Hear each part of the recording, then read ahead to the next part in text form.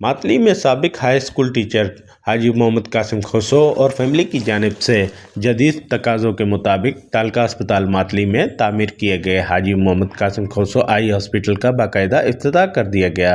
इफ्तिताही तकरीब में वज़ीर आला सिंध की मावन खुसूसी व MP तंजीला उम्मे हबीबा कमरानी, म्यूनसिपल कमेटी मातली के चेयरमैन हाजी रिजवान अहमद कायम खानी, तालका अस्पताल मातली के MS डॉक्टर गुलाब हुसैन कश्मीरी, हाजी मोहम्मद कासिम खोसो, एजाज अली खोसो, जाकिर खोसो, रईस रसूल बख्श नौतकानी, मोहम्मद लाइक खोसो, गुलाम मोहिउद्दीन कम्बो, अली नवाज कश्मीरी समेत सियासी व समाजी शख्सियात, डॉक्टर्स, पैरामेडिकल स्टाफ और शहरियों ने बड़ी तादाद में शिरकत की।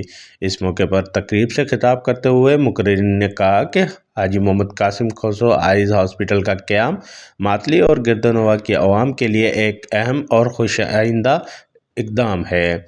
उन्होंने कहा कि इस इलाके में आँखों के अमराज के मरीज़ों की तादाद ज़्यादा है और दूर दराज शहरों का सफ़र करना न सिर्फ मुश्किल बल्कि महंगा है।